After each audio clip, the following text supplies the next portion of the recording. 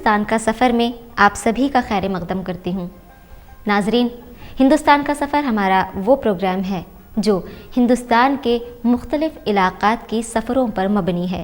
ہندوستان جس کے بارے میں کہا یہ جاتا ہے کہ یہاں ہر 10 قدم پر زبان بدل جاتی ہے، اسی طرز پر یہ بھی کہا جا سکتا ہے کہ یہاں ہر 10 قدم پر تاریخ، ادب، مجسمات، قلعے، عمارات، ہر دور کی تہذیب کا مظاہرہ کرتی تہذیب بکھری پڑی ہے۔ دوستو، ہمارا یہ پروگرام ہندوستان کا سفر آپ کو ایک ایسے ہی سفر پر لے جائے گا جہاں آپ تاریخ سے روبرو ہوں گے، تہذیب سے روبرو ہوں گے اور روبرو ہوں گے مذہبی عقائد سے۔ ہمارا یہ پروگرام ہندوستان کا سفر آپ کو ایسی ہی عقیدت گاہوں کی سیر کروائے گا جہاں پہنچ کر انسان خود سے روبرو ہوتا ہے۔ ہمارے اس پہلے ایپیسوڈ میں ہم آپ کو سیر کروانے والے ہیں وادی کشمیر کی، وہ خوبصورت جگہ جہاں کے بارے میں بادشاہوں کا نہیں بلکہ دیوتاؤں تک کا من مچل اٹھا تھا، اور جس کے بارے میں کہا جاتا ہے کہ اگر دنیا میں کہیں جنت ہے تو وہ یہی ہے اور صرف یہی ہے۔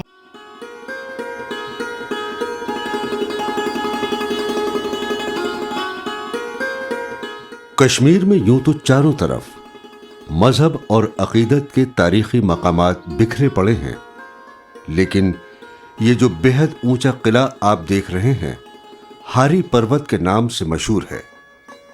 یہ ہاری پروت کشمیر کا سب سے پرانا اور ایک پاک مقام ہے۔ یہ چاروں طرف سے بے مثال طاقتوں کی دیوی ساریکا دیوی پروت سے گھرا ہے۔ ماں ساریکا دیوی کو مہا تریپور سندری یا راج راجیشوری بھی کہا جاتا ہے، لیکن یہاں کے مقامی لوگ اسے ہاری کہتے ہیں۔ 18 بازوؤں والی دیوی کو سری نگر میں یشٹ دیوی مانا جاتا ہے۔ اس کی بلند دیواریں بتا رہی ہیں کہ ان میں نہ جانے کتنی صدیوں پرانی تاریخ چھپی ہے۔ ہندوؤں اور مسلمانوں کے لیے یکساں عقیدت گاہ ہے یہ ہاری پروت۔ یہاں کے مقامی لوگوں کے ذہن میں اس پروت کو لے کر بے شمار کہانیاں چھپی ہیں۔ خاص طور سے ان کی تعمیر کو لے کر ایسا مانا جاتا ہے کہ کشمیر پہلے ایک بہت وسیع جھیل تھی، سمندر سے بھی بڑی جھیل۔ اس جھیل پر جلود بھو نام کے ایک شیطان نے قبضہ کر لیا۔ تب یہاں کے لوگوں نے مدد کے لیے ماتا ستی کو پکارا۔ ماتا ستی ایک چڑیا کی شکل میں آئیں اور انہوں نے ایک چھوٹا پتھر اس جھیل میں ڈال دیا۔ وہ پتھر آہستہ آہستہ بڑا ہونے لگا اور تب تک بڑا ہوتا رہا جب تک اس شیطان کا خاتمہ نہیں ہو گیا، اور ستی ماتا کا وہی چھوٹا سا پتھر ہاری پروت میں بدل گیا۔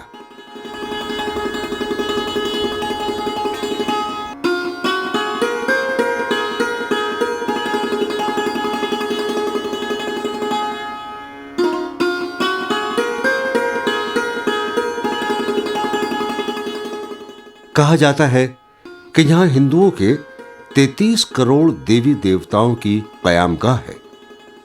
ہاری پروت کے ارد گرد یہ بھی مشہور ہے کہ یہاں 2 شیطانوں نے اسی جگہ پر پانی میں خود کو چھپا لیا تھا، جبکہ ایک نے خود کو ڈل گیٹ کے آس پاس چھپائے رکھا۔ اس طرح یہ دونوں شیطان گھاٹی کے لوگوں کی پریشانی کا سبب بننے لگے۔ تب دیوی پاروتی ہاری یعنی مینا کی شکل میں نازل ہوئیں اور انہوں نے اپنی چونچ میں پھنسا کر ایک کنکر اس جھیل میں ڈال دیا، جو لگاتار بڑا ہوتا رہا اور اس میں دونوں شیطانوں کا خاتمہ ہو گیا۔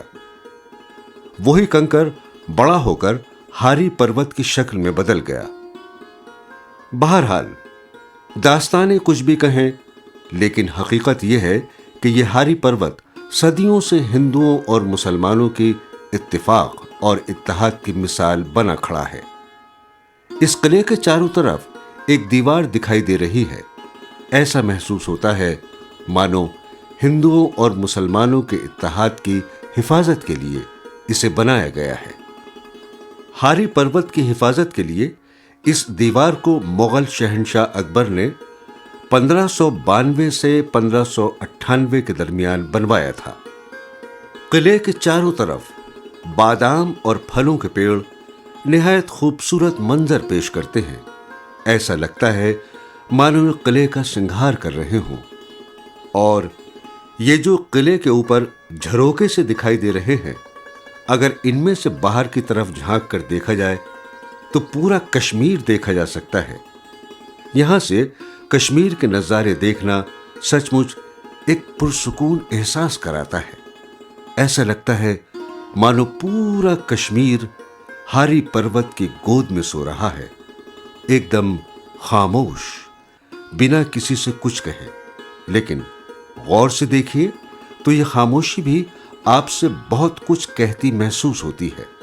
मानो कह रही है कि ये कश्मीर है, सूफी संतों ऋषि मुनियों की सरजमीन। यहां पर चारों तरफ कुदरत के नज़ारे बिखरे पड़े हैं। इन्हें बस देखते रहिए और हमेशा के लिए अपनी आंखों में बसा लीजिए। छोटे छोटे छितराए हुए से मकान और उन पर पड़ी कोहरे की चादर अकीदत और पाकीज़गी की चादर दिखाई पड़ती है। और कमोबेश वैसी ही पाकीज़गी यहाँ की दीवारों पर भी देखने को मिलेगी। कभी कभी चीजों का बेतरतीब होना भी कितना खूबसूरत हो सकता है, यह हारी पर्वत को देखकर ही जाना जा सकता है। यहाँ के दरवाजे, दीवारें और दीवारों पर लिखी तख्तियां बताती हैं कि यह जगह कश्मीर में रहने वालों के लिए ही नहीं बल्कि तमाम हिंदुस्तानियों के लिए कितनी अहमियत रखती है। यानी अगर इस दुनिया में जन्नत है तो यही है, यही है, यही है। यकीनन कश्मीर की फिजाओं में जन्नत की ज़ियारत होती है। यही नहीं, इस जन्नत में वो तमाम निशानियां भी मौजूद हैं जो इंसान की अकीदतों को आगे ले चलती हैं और मजबूत बनाती हैं।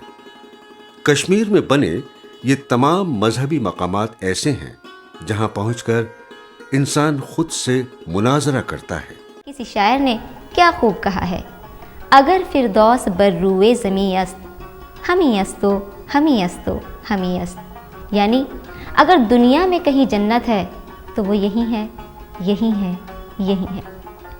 यकीनन कश्मीर की फ़िज़ाओं में जन्नत की ज़ियारत होती है और यहाँ वो तमाम निशानियाँ मौजूद हैं जिनकी वजह से एक इंसान का अक़ीदा और मज़बूत होता है, उसे और आगे ले जाता है। कश्मीर में बने सारे मजहबी मकामात ऐसे मकामात हैं जहाँ पहुँचकर इंसान खुद से रूबरू होता है कुदरत से और अल्लाह ताला से। नाज़रीन, अब आप सोच रहे होंगे कि अब हम आपको किस जगह की ज़ियारत करवाने वाले हैं, तो ज़्यादा वक्त ज़ाया ना करते हुए आइए आपको ले चलते हैं अपने अगले उस मकाम की तरफ जो एक ज़ियारत गाह है और बहुत खूबसूरत मनाजिर और अक़ीदों का मिला जुला संगम है। चारों तरफ फैले नबातात और इन्हीं के बीच से गुजरती पानी की पगडंडियां, तस्वीरों के मानिंद इन्हीं के बीच में बने मकान। बड़े शहरों में रहने वालों के लिए तो ऐसी जगह घर होना किसी हसीन ख्वाब की तरह है, लेकिन यहाँ आकर इस तरह के सारे ख्वाब मानो हकीकत में तब्दील होते दिखाई पड़ते हैं। देखिए और बस देखते ही रहिए।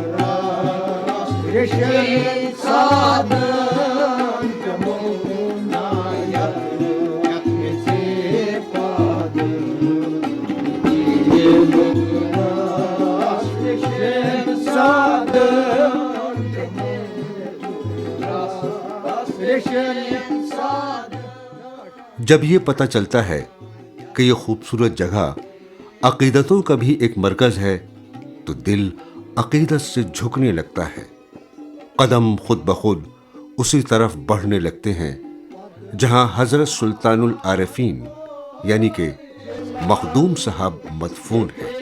یہ مخدوم صاحب کی زیارت گاہ ہے۔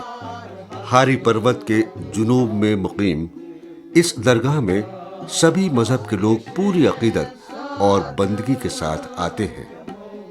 اس کا مغلیہ آرکیٹیکچر دیکھنے میں بہت خوبصورت لگتا ہے اور یہ ایک خاص طریقے سے بنایا گیا ہے۔ اس زیارت گاہ میں پورے سال لوگوں کا آنا جانا لگا رہتا ہے۔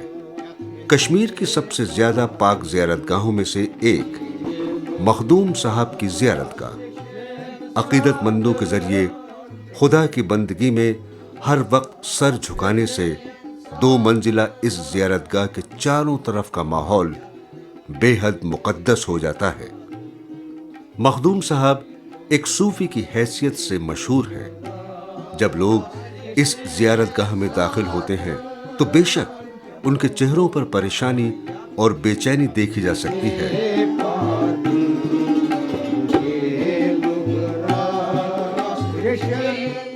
یہاں خدا کا نور چاروں طرف پھیلا نظر آتا ہے۔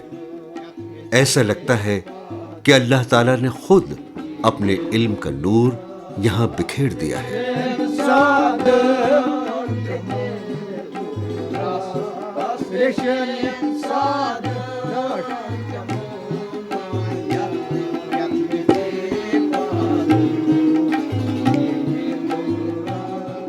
اندر ہی سفید اور ہرے رنگ کے اونچے اونچے ستون ایسے لگتے ہیں مانو خدا سے جڑ رہے ہیں۔ عورتیں، بزرگ اور نوجوان خدا کی عبادت میں مگن دکھائی دیتے ہیں۔ یہاں آ کر پل بھر کے لیے انسان اپنے سب دکھ درد بھول جاتا ہے۔ وہ بھول جاتا ہے روزمرہ کی الجھنوں کو اور خدا کے اس گھر میں پھیلی بے پناہ خاموشی کو اپنے اندر سمیٹ لینا چاہتا ہے۔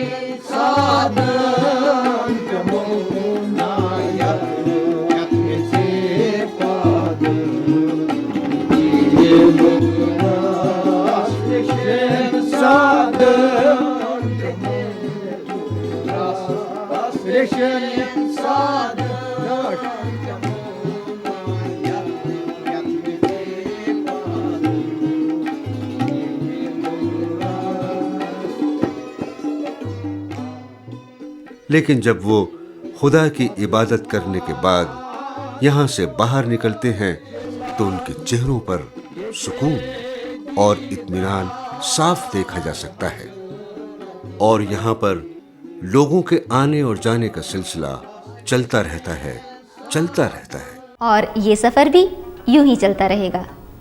مخدوم صاحب کی زیارت گاہ کی زیارت کرنے اور خدا کی بندگی کرنے کے ساتھ ہی ہندوستان کا سفر بھی آگے بڑھنے کے لیے بے قرار ہے، کیونکہ ہم ابھی مخدوم صاحب کی زیارت گاہ سے زیارت کر کے آئے ہیں تو یقینی ہے کہ اس وقت ہماری ذہنی حالت ایسی ہوگی جو خدا کی بندگی میں لگی ہوگی۔ دیکھتے ہیں اس بار ماضی کے جھروکے میں آپ کے لیے کیا ہے۔ مخدوم صاحب کی زیارت گاہ سے تھوڑا نیچے اترتے ہیں اور دیکھتے ہیں آس پاس کا ماحول پوری طرح روحانی، چاروں طرف پھیلی ہریالی اور اسی کے بیچ پتھروں کا مختلف شکلوں میں کھڑے ہو جانا۔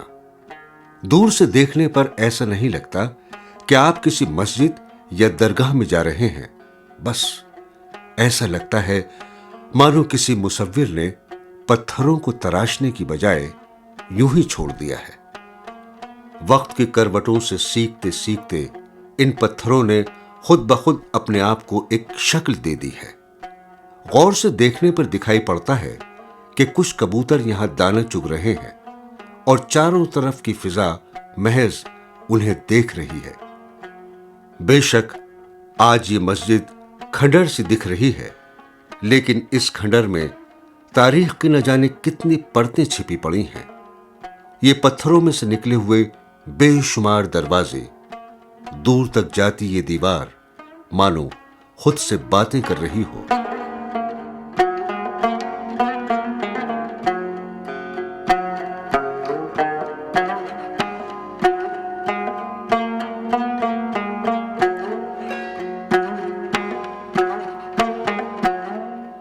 یہی ہے ملا اخن شاہ کی مسجد۔ اسے مغل بادشاہ شاہجہاں کے بیٹے دارا شکوہ نے اپنے معلم اخن ملا شاہ کی یاد میں گرے لائم اسٹون سے بنوایا تھا۔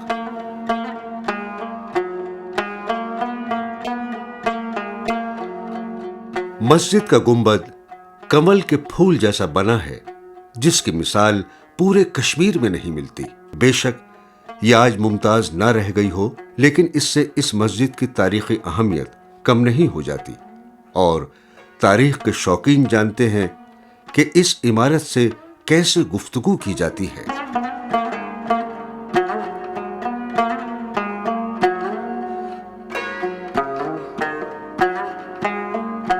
ناظرین، ہندوستان کی تاریخ میں دروازوں کی ہمیشہ سے اہمیت رہی ہے۔ ہندوستان میں شاید ہی کوئی ایسا صوبہ ہو جہاں کوئی مشہور دروازہ نہ ہو۔ بے شک ہندوستان پر بہت سے حکمرانوں نے حکمرانی کی ہے۔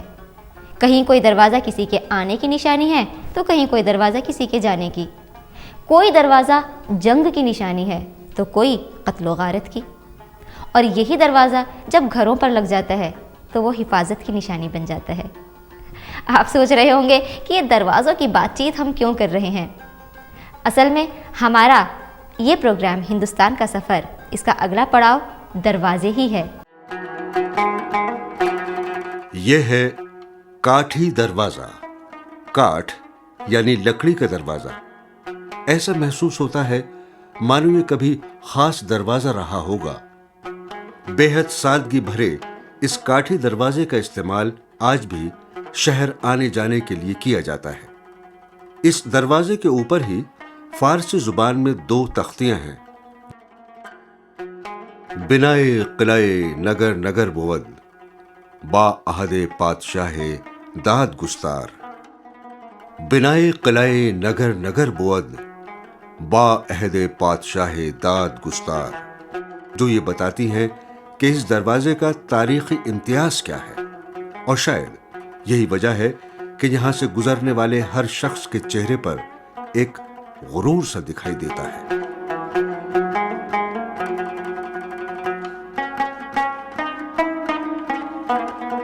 کشمیر کو اس کے مندروں، مسجدوں اور زیارت گاہوں کے لیے تو جانا ہی جاتا ہے، لیکن یہاں کے گردوارے بھی بہت مشہور ہیں۔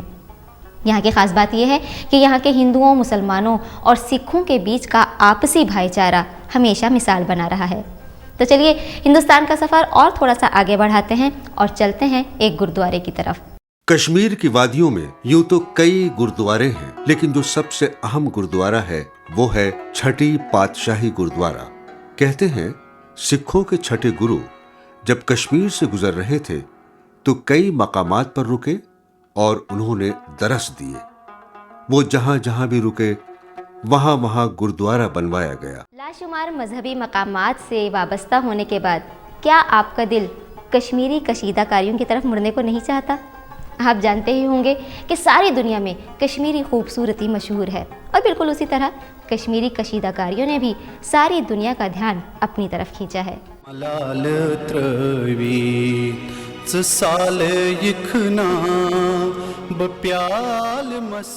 کہتے ہیں 16ویں اور 17ویں صدی میں قالین کے یہ کاریگر فارس سے کشمیر آئے تھے، اور ان ماہر کاریگروں نے کارپیٹ کو کشمیری قالین کی شکل دی۔ یہ کشمیری قالین دیکھتے ہی دیکھتے کشمیر کی خاص پہچان بن گئے۔ مختلف دھاگوں سے ان قالینوں کو بڑے قرینے کے ساتھ ہاتھ سے بنایا جاتا ہے۔ ایک دھاگا اس طریقے سے استعمال کیا جاتا ہے تاکہ اس کے ڈیزائن پر کوئی فرق نہ پڑے اور نہ ہی اس کی بناوٹ پر۔ جب یہ کارپیٹ بن کر پوری طرح سے تیار ہوتے ہیں تو ان کی خوبصورتی دیکھنے لائق ہوتی ہے۔ انہیں بنانا خاصا مشکل کام ہوتا ہے۔ کبھی کبھی تو ایک کاریگر کو ایک قالین بنانے میں 3 سال تک کا وقت لگ جاتا ہے، لیکن جب یہ قالین ہندوستان کے دوسرے صوبوں یا بیرونی ممالک میں جاتے ہیں تو سچ مچ ان کاریگروں کی شہرت بھی وہاں پہنچ جاتی ہے۔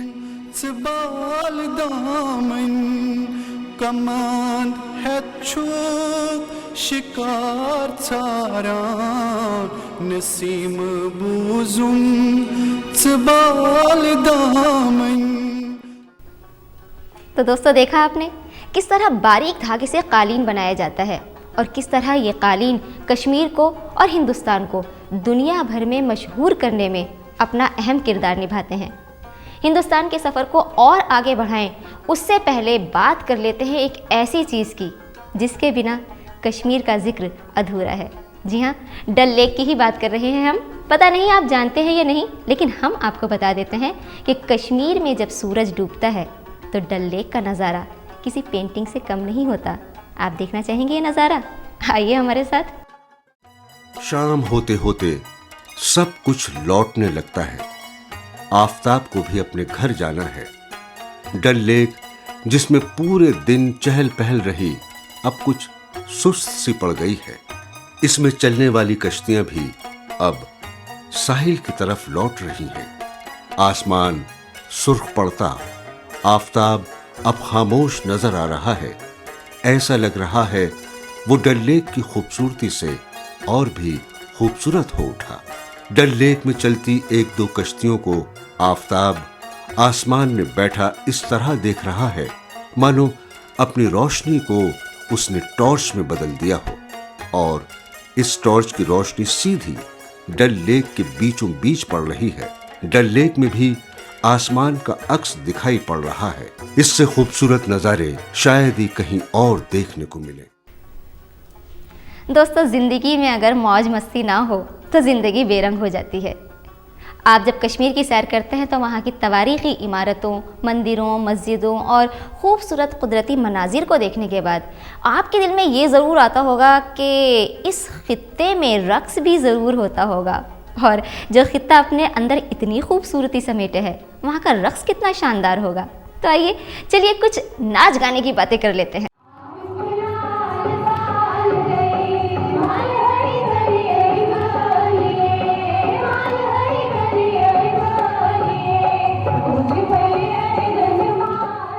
یہ کشمیر کا آبائی رف ڈانس ہے۔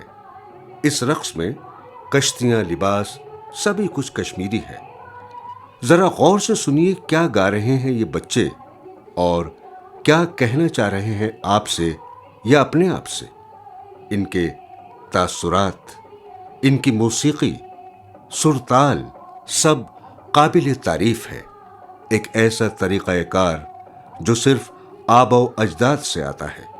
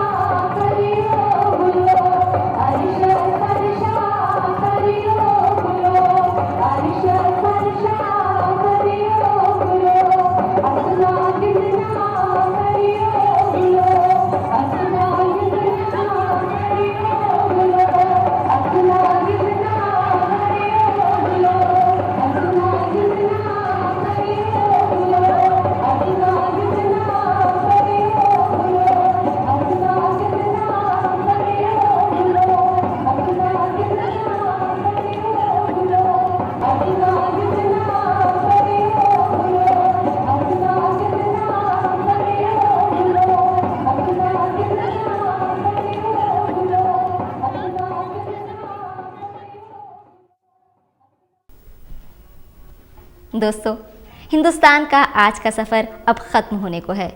ہمیں امید ہے کہ جنت کشمیر کی سیر آپ کو ضرور اچھی لگی ہوگی، اور ہم چاہتے ہیں کہ آپ جب کبھی بھی کشمیر کی سیر کو جائیں تو ان مقامات کی سیر ضرور کریں جن کی سیر ہندوستان کا سفر پروگرام کے ذریعے ہم نے آپ کو کروائی ہے۔